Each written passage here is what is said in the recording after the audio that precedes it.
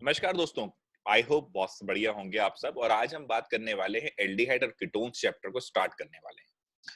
दोस्तों, एल्डिहाइड और कीटोन्स एक बहुत इंपॉर्टेंट टॉपिक है। अब आप ये देखेंगे कि ऑर्गेनिक के अंदर अभी तक आपने जो रिएक्शंस पढ़ी हैं या आप अमाइंस के अंदर पढ़ना चाहेंगे, काफी हद तक इसमें वो रिएक्शन एसिमिलेट होती है। इस चैप्टर की अपनी एक बहुत यूनिकनेस है। अगर हम बात करें तो इस चैप्टर में एनसीईआरटी में 12.15 12.17 ये दो ऐसे क्वेश्चंस हैं जिसके अंदर से क्वेश्चन हम हमेशा देखते हैं बोर्ड्स में पूछे जाते हैं। हम देखते हैं नीट एग्जाम के अंदर बहुत पूछे जाते हैं। तो दोस्तों, आइए हम फटाफट अपने चैप्टर को शुरू करते हैं एंड आई होप आप इसको बहुत एंजॉय करेंगे। यहाँ पर मजा आएगा, न्यूक्लियोफिलिक एडिशन रिएक्शंस होंगी, हम उन सभी के बारे में जानकारी लेंगे। तो आइए शुरू करते हैं, चलते हैं अपने व्हाइट बोर्ड की तरफ।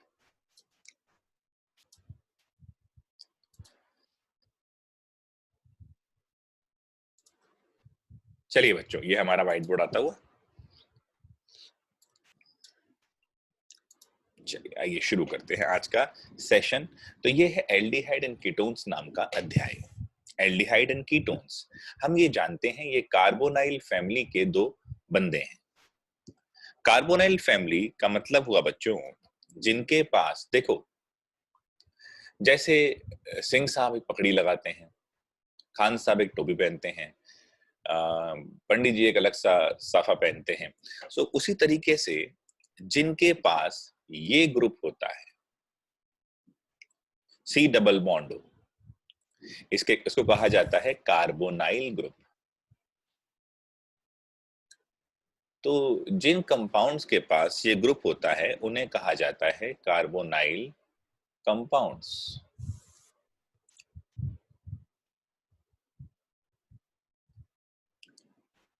अब बच्चों, इसमें जो कार्बोनाइल कंपाउंड है वो ब्रॉडली दो कैटेगरीज में है। वन इज योर एल्डिहाइड और the other one is your ketone. देखो, जानने की बात इसमें यह है कि जब C double bond O chain के एंड में लगा हो, टर्मिनल पोजीशन पे हो, ये टर्मिनल है ना, इसके आगे चेन नहीं है, तो इसे कहा जाता है एल्डिहाइड। ध्यान से देखिए, टर्मिनल सफिक्स अल।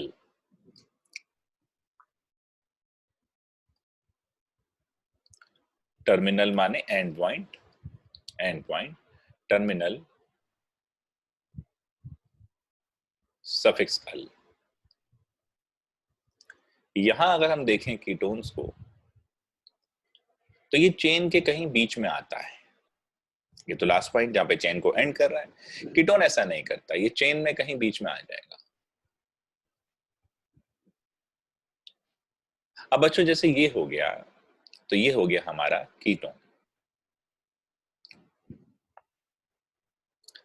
ठीक है जी। अब देखिए, कार्बोक्सिलिक एसिड और उनके फंक्शनल ग्रुप, ये भी आप इस अध्याय में पढ़ेंगे। अब कार्बोक्सिलिक एसिड इसी हमारे कार्बोनाइल कंपाउंड्स का तीसरा ऐसा मेंबर है। ये दो ब्रॉड कैटेगरी पहले पढ़ेंगे, फिर इसको पढ़ेंगे। जो जब भी आता है, टुन आता है, यानी सी डबल बॉन्ड ओ तो आएगा बट साथ में ओ एच भी होगा। इसका सफिक्स होता है बच्चों ओइक एसिड। क्लियर? सो बच्चों, यहां पर आप समझने की कोशिश करना, ये जो हमने बनाया, तीन हमारे मेंबर हो गए कार्बोनाइल फैमिली के, aldehyde, ketones and carboxylic acid. और इन सभी के अंदर हमने देखा कि सी डबल बॉन्ड ओ है। ठीक है। अब आइए इनके आगे बढ़ते हुए, आईयूपीएसी नॉमेनक्लेचर इन सब का कैसे है, जरा वो समझते हैं।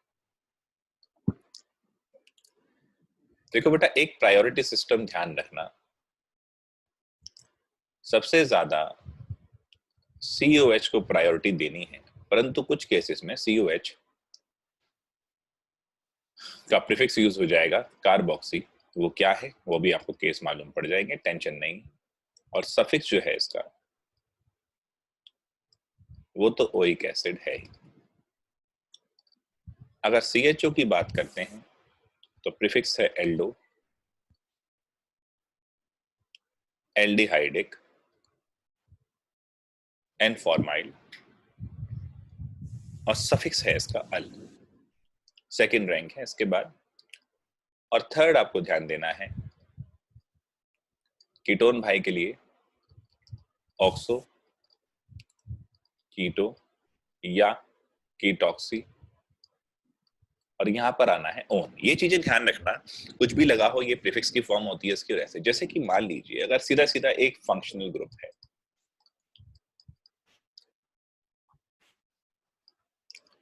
तो अब हम लिखेंगे इसको 3 मिथाइल ब्यूटेन 2 ऑन, क्योंकि ये अकेला ही फंक्शनल ग्रुप है तो इसी को वेटेज मिलेगी। 3 मिथाइल ब्यूटेन 2 ऑन। अगर मैं इसी प्रकार यहां देखूं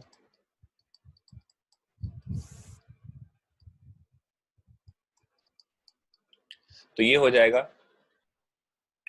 4,4 डाइमिथाइल। आप देख रहे हैं वेटेज हम अभी एल्डिहाइड को दे रहे हैं। पेंटेन 1 आप चाहें तो पेंटेनल भी लिख सकते हैं, बट फॉर सेफर साइड ये नंबर देना भी जरूरी है। परंतु क्या हो यदि ऐसा हो जाए,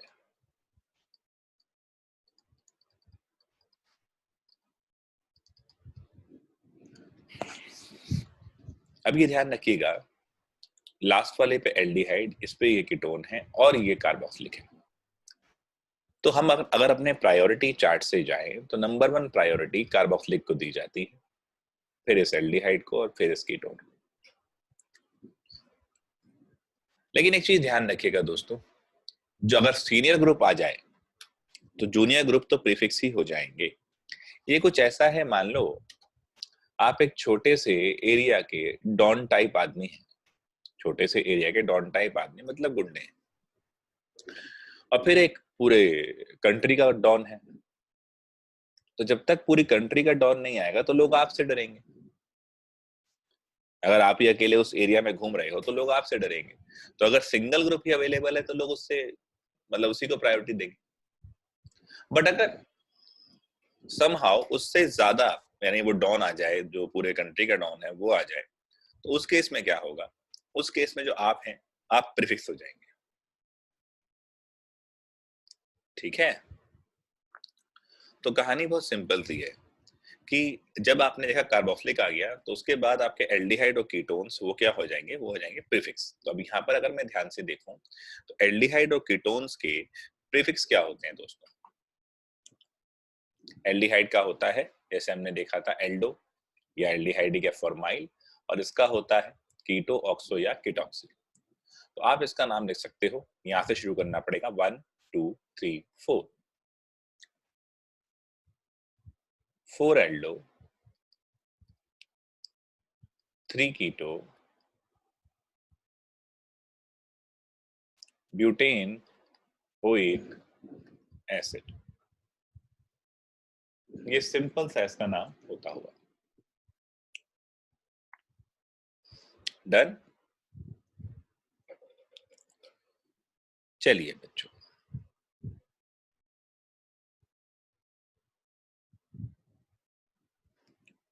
अब कुछ चीजें ध्यान रखना जो कॉमनली यूज की जाती हैं नीट एग्जाम के अंदर भी।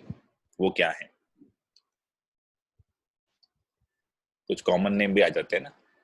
तो ये हमने देखा, ये है प्रोपेनल।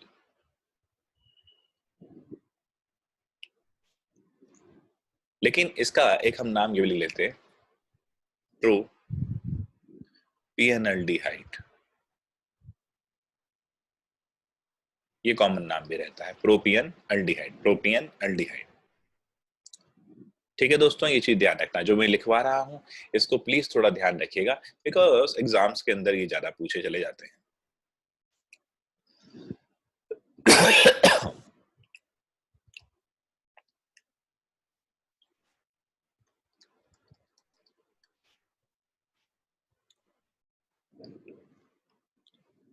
इसकी बात करें तो ये पेंटेन 3 ओन है,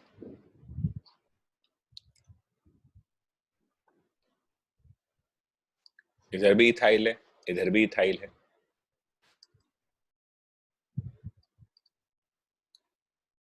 इसे डाइइथाइल कीटोन भी कह देते हैं। ठीक है जी। तो ये नाम हुआ आईयूपैक और ये इसका कॉमन सा नाम।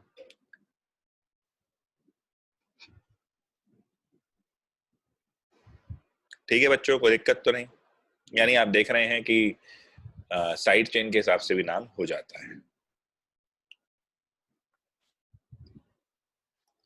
एक और इसका एग्जांपल ले लेते हैं, फिर एक जो एनसीईआरटी में दे रखा है वो भी एग्जांपल ले लेते हैं। अब बच्चों वैसे इसका नाम अगर देखा जाए तो 1 2 3 4 5 6 5 मिथाइल हेक्सेन 3 ऑन होगा। ये 1 2 3 4 5 6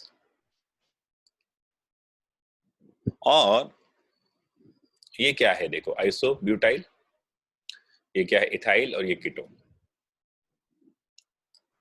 तो कॉमन नेम में डाल सकते हो आइसोब्यूटाइल कीटोन। एक एनसीईआरटी में पूछा गया है डाई टर्शरी ब्यूटाइल कीटोन, तो कुछ नहीं है, उस क्वेश्चन ले लो।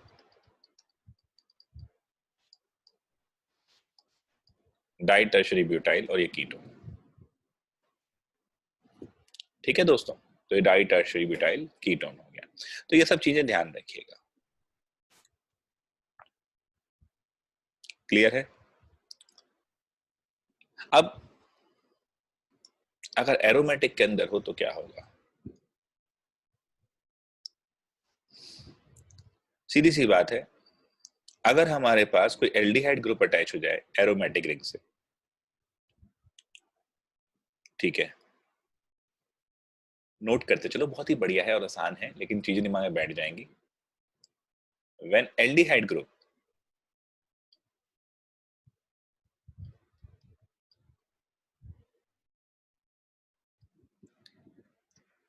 is attached to a ring,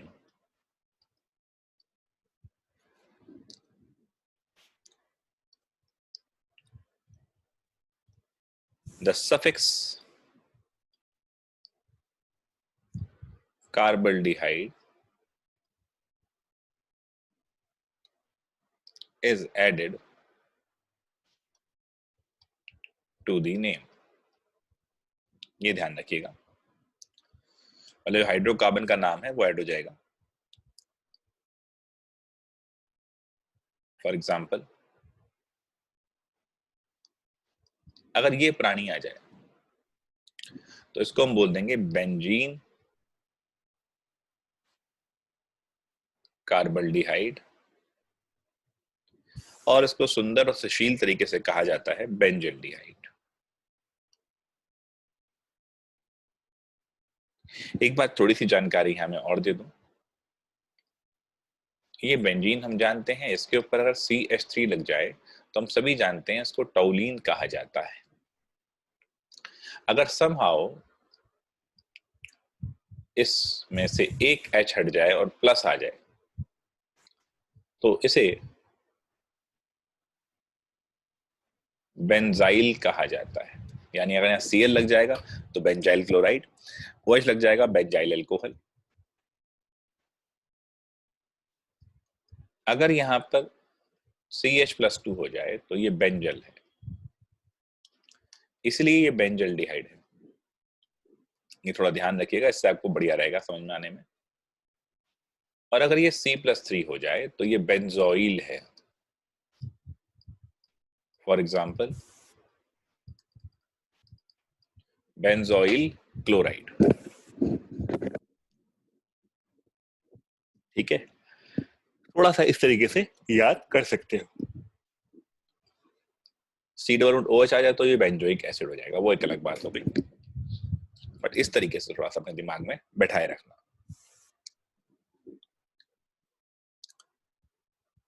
जो साइक्लिक कीटोन्स हैं वो साइक्लो एल्केनोन्स हो जाएंगे।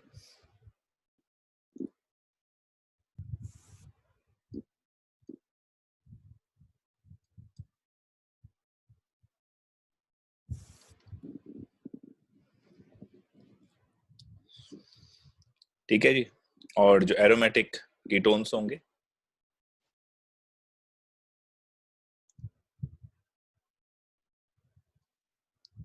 उन्हें क्या कहेंगे? उनमें बस कुछ नहीं है, जो एंडिंग आपकी रहेगी, जो कार्बोक्सिलिक एसिड से बने हैं, जो एरोमेटिक कीटोन्स होंगे, उसमें एक हटा के फिनॉल लगा देंगे।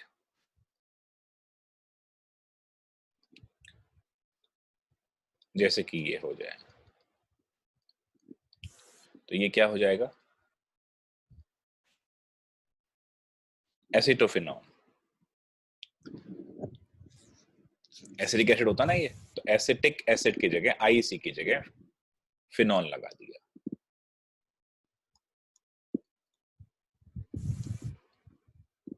ये क्या हो जाएगा भैया? बेंजोफिनॉल।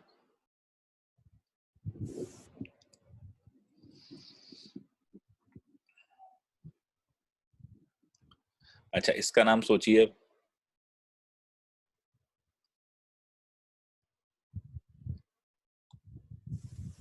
सोचिए 1 मिनट, फिर लिख रहा हूं।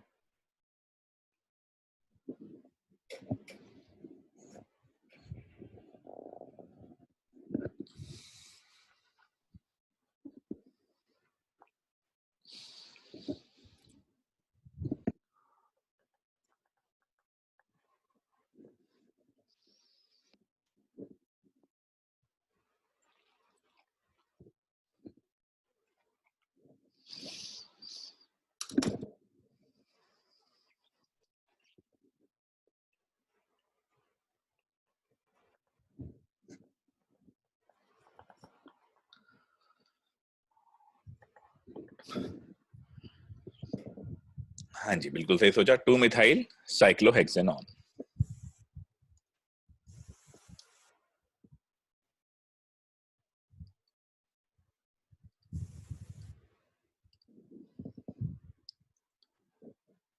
चलिए एक और सोच लीजिए।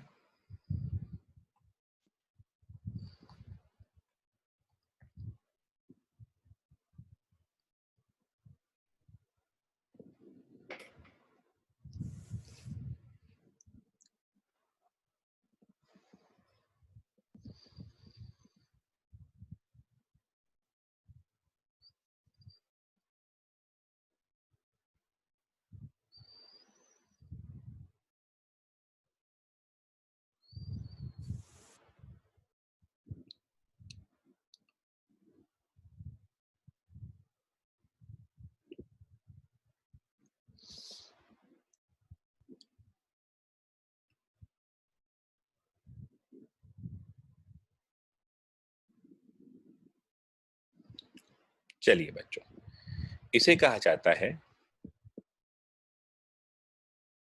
ब्यूटाइरो फिनॉल। चार आ गए तो ब्यूटाइरो कहा जाएगा इसको। नॉर्मली फिनाइल प्रोपाइल कीटोन भी कह सकते हो,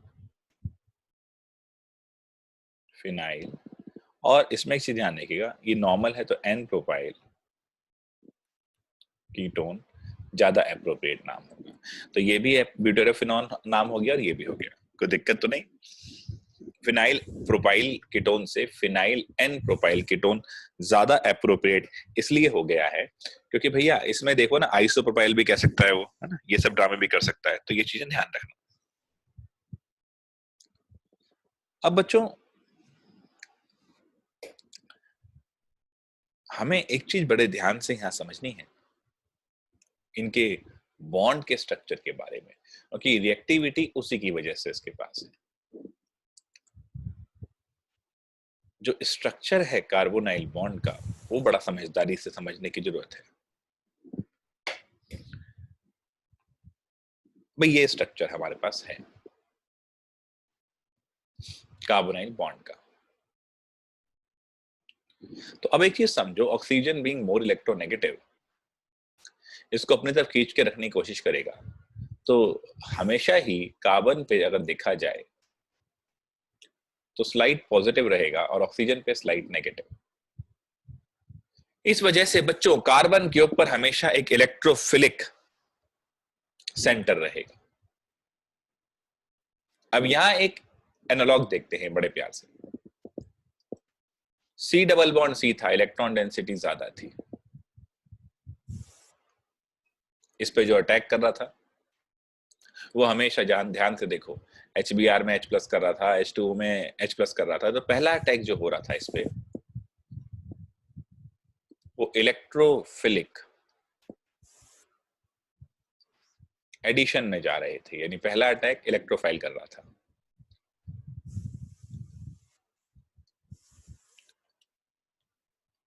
याद आया?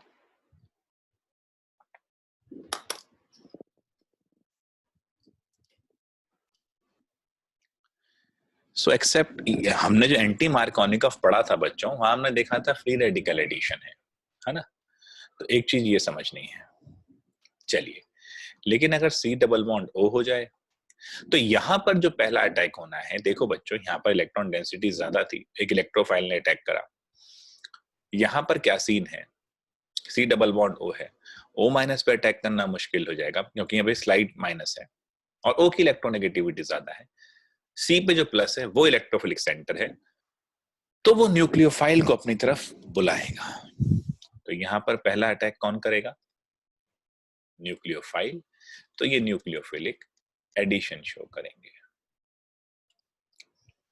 अब देखो, बड़ी ऑब्वियस सी बात है जो मैं हमेशा से कहता रहा हूं ऑर्गेनिक के अंदर, कि all reaction are acid base reaction, और यहां पर भी ये सिद्धांत निकल के आ रहा है, क्योंकि यहां पर इलेक्ट्रॉन डेंसिटी ज्यादा थी, तो एक इलेक्ट्रोफाइल ने पहला अटैक किया।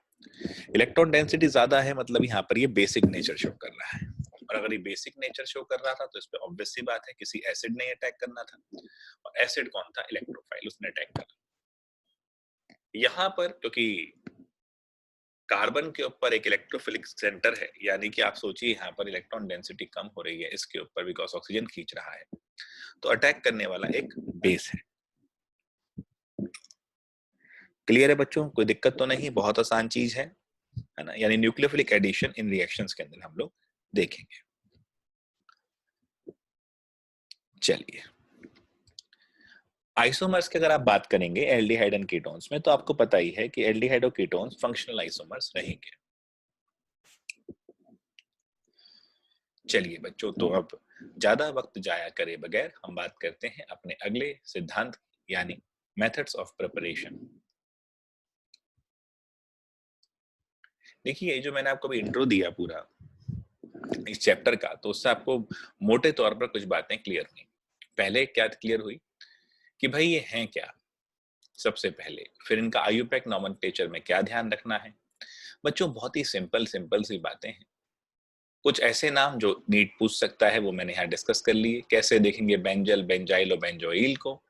ठीक है, देखो, एग्जैक्ट नॉमेनक्लेचर सिस्टम और भी डिटेल में जाता है कि क्या बेंजोइल है क्या है, बट इस तरीके से आपको ये आइडिया रहेगा और आप गलती नहीं करेंगे।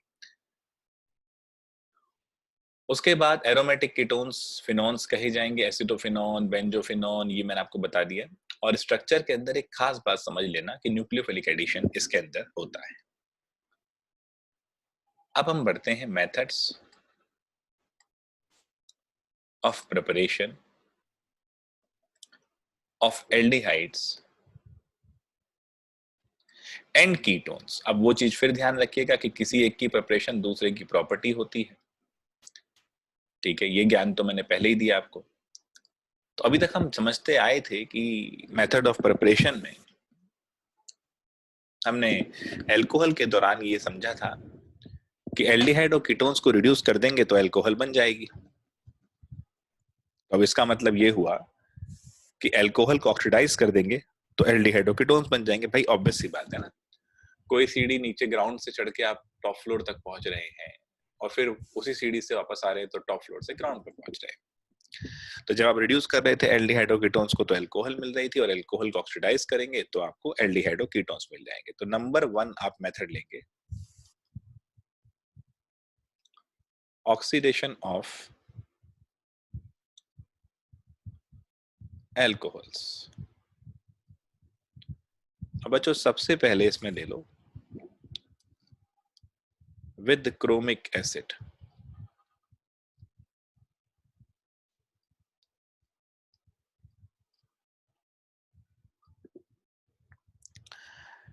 बच्चों होता क्या है जरा देखते जाना। हम जानते हैं K2Cr2O7, इसके विषय में हमने बात भी करी थी। उसको अगर डाइल्यूट H2SO4 के साथ डाला जाएगा और हम वहां पर एक चीज समझते हैं कि क्रोमियम सल्फेट आपका Cr2SO4 निकलता है, K2SO4 निकलता है, यानी खुद ये रिड्यूस हो जाता है K2Cr2O7 की फॉर्म में अगर देखा जाए तो, और एल्कोहल को ऑक्सीडाइज कर देता है एल्डिहाइड के लिए। बट यहाँ एक समस्या रहेगी, वो क्या रहेगी बताते हैं, पहले तो लिख लेते हैं।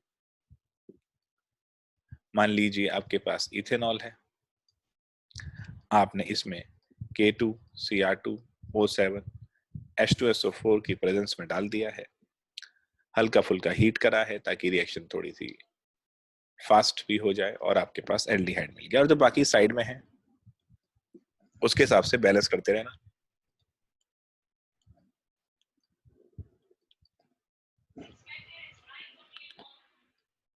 K2SO4 plus 7H2। बच्चों यहाँ पर एक समस्या बहुत भयंकर रहती है, और वो रहती है जो एल्डिहाइड बना है, एल्डिहाइड फर्दर ऑक्सीडाइज हो जाता है, यानी खुद ये ऑक्सीडेशन के लिए बहुत सेंसिटिव है।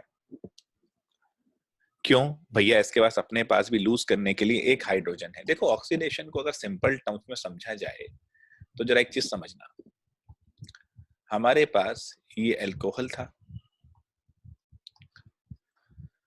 ऑक्सीडाइज किया, एल्डिहाइड बनता हुआ, इसे ऑक्सीडाइज करा, कार्बोक्सिलिक बनता हुआ।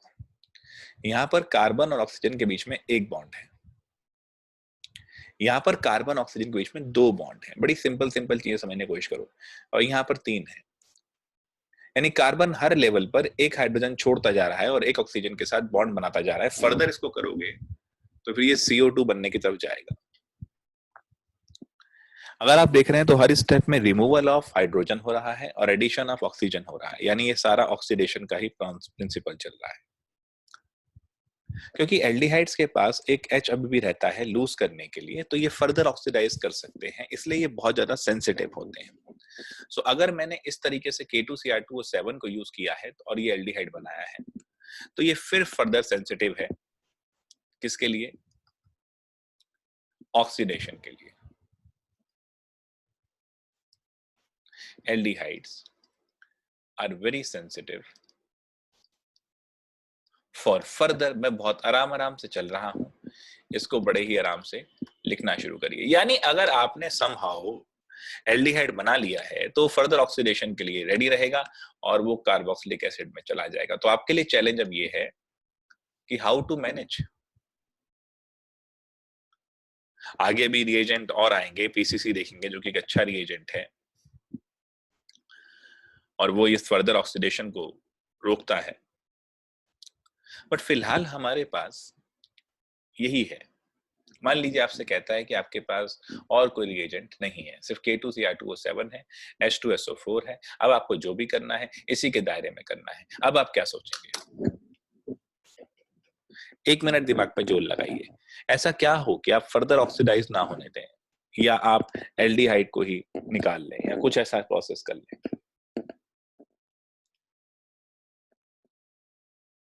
क्वेश्चन बड़ा सिंपल है, आपके पास K2Cr2O7 है, आपको एल्डिहाइड बनाना है। ये डायरेक्ट जा सकता है किसमें, कार्बोक्सिलिक में, बट आपको उस पर रोक लगानी है।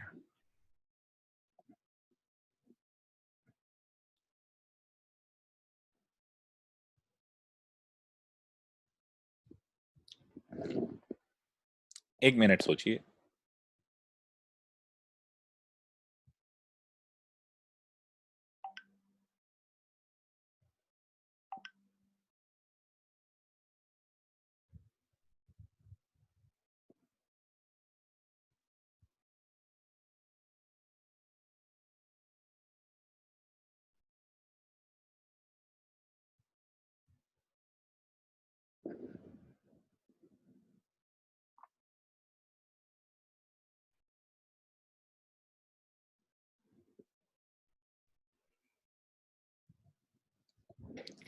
बच्चों, जब हमारे पास कोई चैलेंज आता है तो हमें सोचना पड़ता है कि इस चैलेंज को ओवरकम करने के लिए गिवन सिचुएशन में और क्या-क्या है।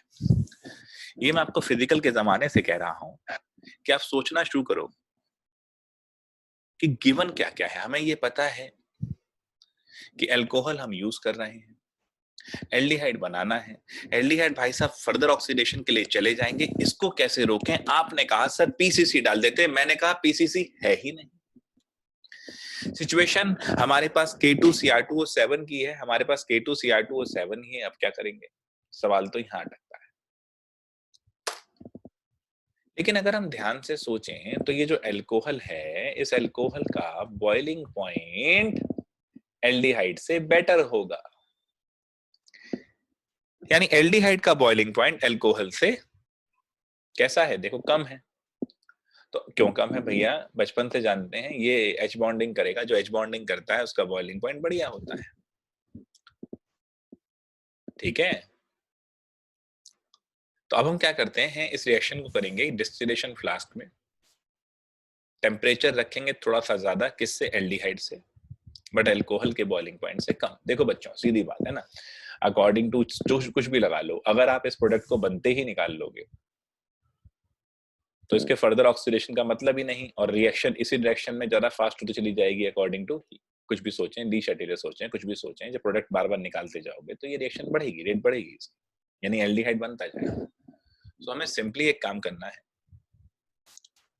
हमें ऑक्सीडेशन ऑफ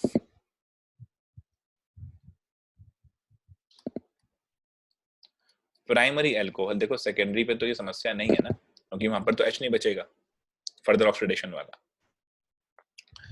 तो इसको हम करते हैं, will be carried out in a distillation flask at a temperature above the boiling point of aldehyde but below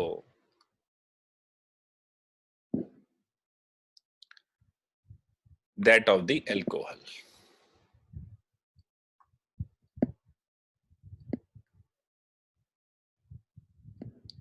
ठीक है बच्चों,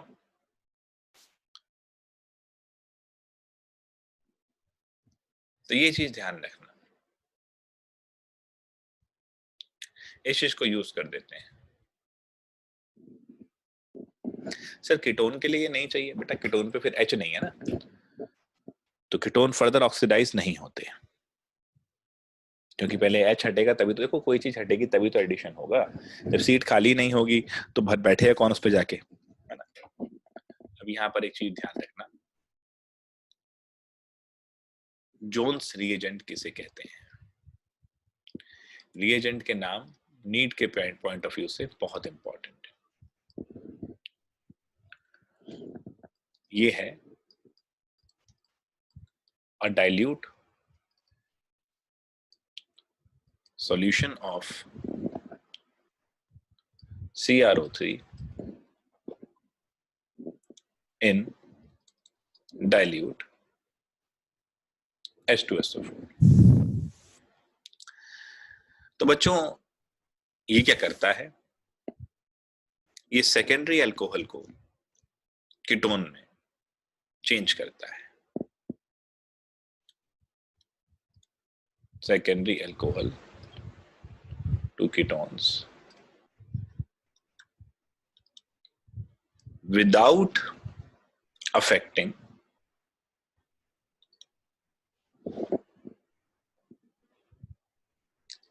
any double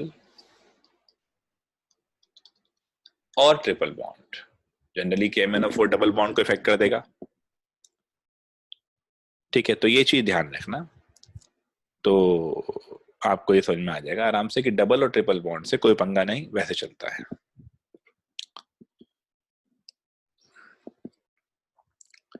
KMnO4 double bond को विसिनल डायोल में बदल सकता है, अगर ठंडा हो तो, कोल्ड हो तो, और अगर हॉट हो तो दोनों को एसिड बना देगा। इस चीज का ध्यान रखिएगा। तो ये ऐसा नहीं करता। ठीक है जी, कोई परेशानी किसी बालक को? आसान हो गई बात। अब बात करते हैं, पहले हमने बात करी थी किससे, K2Cr2O7 से, फिर CrO3 से। अब हम यूज करेंगे Collins reagent and Cori's reagent. So oxidation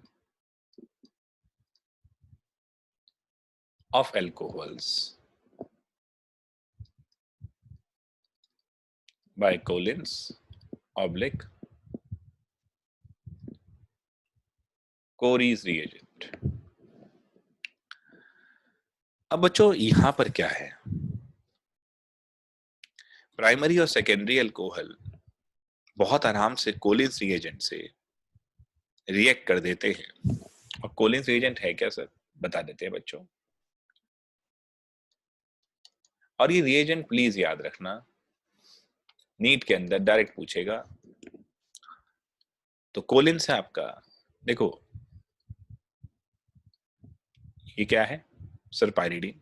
very good, इसको 2 ले लो और ये Cr थे। सो कॉम्प्लेक्स बन गया क्रोमियम ऑक्साइड और पायरिडीन का, इसे कहते हैं कोलिन्स रिएजेंट। और कोरीज क्या है, ये बहुत क्रूशियल आ रहा है यहां पर।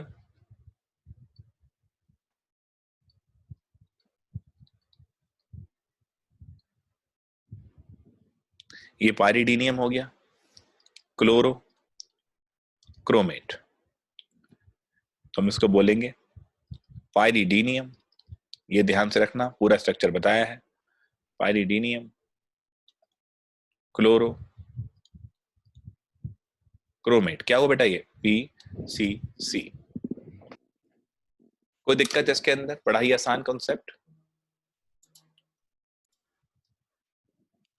सो दिस इज पायरिडीनियम क्लोरोक्रोमेट। सबसे इंपॉर्टेंट, अभी कुछ साल पहले जेईई मेन में पूछा गया था, which is the best reagent to convert alcohol into aldehyde. तो ये आपका PCC सबसे बेस्ट होता है, क्योंकि ये फर्दर ऑक्सीडाइज नहीं करता। सबसे बड़ी बात यहाँ पर ये है। ठीक है दोस्तों, ये ज्यादा डबल बॉन्ड ट्रिपल बॉन्ड को भी नहीं करता। यानी ये आप लिख सकते हैं कि इनके साथ जो ऑक्सीडेशन होते हैं, so these are mild oxidizing agents usually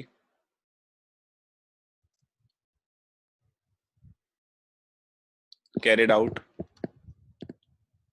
in CH2Cl2। ये सॉल्वेंट है इनका। देखो बेटा, माइल्ड हैं तो इन्हें कंट्रोल करने के लिए इनके साथ कोई कंडीशन जरूर चाहिए।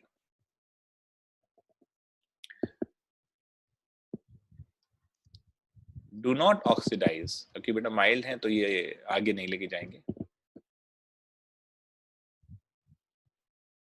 Aldehydes into carboxylic acid. ठीक है जी, ये ध्यान रखना।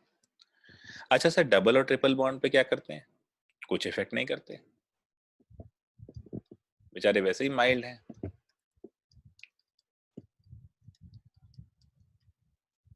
तो उन पे किसी प्रकार का कोई इफेक्ट नहीं है। एग्जाम्पल ले लेते हैं एक जरा।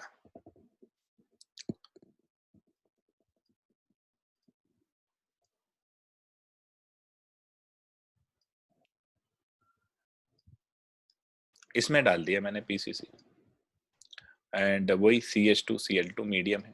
हाँ तो कुछ नहीं है सर, डबल बॉन्ड पे कोई इफेक्ट नहीं है, ये ऐसे ही रहेगा। लो जी, कहानी खत्म।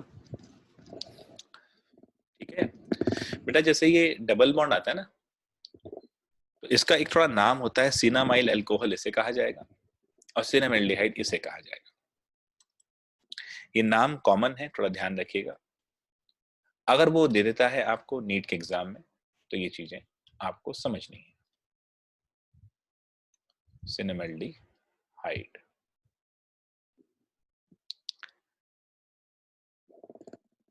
तो बच्चों अभी तक हम क्या क्या चीज कर चुके हैं? हमने आज एल्डिहाइड कीटोन्स नाम के अध्याय को आरंभ किया। आरंभ करते हुए हमने इसी सिचुएशंस में काफी बातें करी। सबसे पहले हम चले थे कहां से भला, एक बार रिकैप कर लेते हैं। आगे बढ़ने से पहले कुछ रिएजेंट भी आ गए हैं। ये चैप्टर अपने आप में काफी अच्छा बड़ा चैप्टर है, क्वेश्चंस इसके अंदर भी काफी होने हैं। तो शुरुआत हमने करी थी, ये कार्बोनाइल ग्रुप होता है मेन। इसका समझने वाली बात ये है, नॉमेनक्लेचर आपको समझाया मैंने, ये सीक्वेंसिंग ध्यान रखेंगे, बट रिएक्शन के हिसाब से ये कुछ कॉमन नेम जरूर ध्यान रखना। Propanaldehyde, diethyl ketone, ditertiary butyl ketone, ठीक है। आयुपैक क्या नाम होगा इसका, डाइटर्शरी ब्यूटाइल का? 1 2 3 4 5, तो 2 2 4 4 टेट्रामिथाइल पेंटेन 3 ऑन, ठीक है ना। 2 2 4 4 टेट्रामिथाइल पेंटेन 3 ऑन। इसके बाद बच्चों हम कहाँ गए थे? ये सब आ गया था बेंजीन कार्बल्डिहाइड किसे कहेंगे, फिर मैंने आपको समझाने के लिए बोला कि किस तरीके से आप इसको बेंजल बेंजल बेंजोइल पे ध्यान जा सकता है। साइक्लोएल्केनॉन्स क्या है, फिर ये भूलना नहीं, एसिटोफिनॉन किसे कहते हैं, ये सब चीजें, बेंजोफिनॉन किसे कहते हैं। फिर सबसे इंपॉर्टेंट ये चीज, जहां भी सी डबल बॉन्ड सी देखो वहां इलेक्ट्रोफिलिक एडिशन को सोचो, जहां भी सी डबल बॉन्ड ओ देखो वहां न्यूक्लियोफिलिक एडिशन को सोचो। Methods of preparation of aldehyde and ketones बताए मैंने, फिर यहां से शुरू करा मैंने। सबसे पहले अल्कोहल के ऑक्सीडेशन पे ले गया, क्योंकि याद है बाउवेल ब्लैंक रिडक्शन रिएक्शन, वहां हमने एल्डिहाइड और कीटोन्स को रिड्यूस किया था और ये बनाया था। फिर जोन्स रिएजेंट क्या होता है ये समझाया है, CrO3 इन डाइल्यूट H2SO4, कोलिन्स ये हो गया, कोरीस PCC हो गया, माइल्ड है नहीं चेंज करते, और ये हमने यहाँ पर इसको समझ लिया। सो दोस्तों यहां तक हमने जो सीखा है एल्डिहाइड और कीटोन्स के अंदर, ये चीज हमारे जो चैप्टर को फिल लिंक करता है कहां से, अल्कोहल फिनॉल से। देखो लिंकेज बहुत इंपॉर्टेंट है, किसी एक की प्रॉपर्टी दूसरे की प्रिपरेशन है, किसी दूसरे की तीसरे की प्रिपरेशन दूसरे की प्रॉपर्टी है, यानी आपस में इंटरमिंगल है। यानी अल्कोहल की बात करी थी, तो अल्कोहल के अंदर अगर हम ध्यान से देखें तो जो अल्कोहल की मेथड्स ऑफ प्रिपरेशन था जिसमें हमने एल्डिहाइड और कीटोन्स की प्रॉपर्टी यूज करी थी, यानी वो रिड्यूस होते हैं तो अल्कोहल बनता है। यहां पर अब हमने अल्कोहल की प्रॉपर्टी ऑफ ऑक्सीडेशन यूज करी है, जहां पर हमारे पास क्या बन गया, एल्डिहाइड और कीटोन्स। फिर एक बार सोचो, अगर हमारे पास स्ट्रॉन्ग ऑक्सीडाइजिंग एजेंट है, क्या है, स्ट्रॉन्ग ऑक्सीडाइजिंग एजेंट, और उस केस में हम अगर उसे यूज करना चाहते हैं जो कि सीधा एल्डिहाइड को, क्योंकि मैंने समझाया एल्डिहाइड देखो सेंसिटिव है, वो फर्दर ऑक्सीडेशन में जा सकते हैं, H है ना यार, फर्दर जा सकते हैं ऑक्सीडेशन में, H है उनके पास, तो वो सेंसिटिव है, फर्दर ऑक्सीडेशन में जा सकते हैं। You want to prevent that, तो आप क्या करेंगे? ऑब्वियस सी बात है, बॉइलिंग पॉइंट के प्रिंसिपल को सोचा है आपने, हाइड्रोजन बॉन्डिंग के कॉन्सेप्ट से अल्कोहल की बॉइलिंग पॉइंट ज्यादा है, तो ऐसा टेम्परेचर लेके डिस्टिलेशन ले लो जहां पर एल्डिहाइड के टेम्परेचर से ज्यादा ले लो ताकि वो डिस्टिलेशन फ्लास्क में चला जाए, और दूसरा अल्कोहल के बॉइलिंग पॉइंट से कम ले लो ताकि वो ना बॉइल कर जाए, बट एक लिमिट भी रहती है 100 डिग्री की, इसके आसपास ही चलता है। तो ये चीज जो मैंने समझाई, आई होप ये समझ में आ गई सारी। आज हमारा एल्डिहाइड कीटोन्स नाम का अध्याय शुरू हो गया, बार बार कह रहा हूँ इंपॉर्टेंट है, काफी चीजें डिटेल में जाएंगी इसमें। हमने वैसे भी अल्कोहल फिनॉल ईथर में भी काफी मैकेनिज्म्स को डिटेल में लिया है, एक बार उसको रिवाइज करो, बैकलॉग मत होने देना, बैकलॉग हुआ तो दिक्कत होगी, तो उसको आसानी से रिवाइज करो पहले एक बार, और फिर मिलते हैं अगले सेशन में। तब तक के लिए नमस्कार दोस्तों।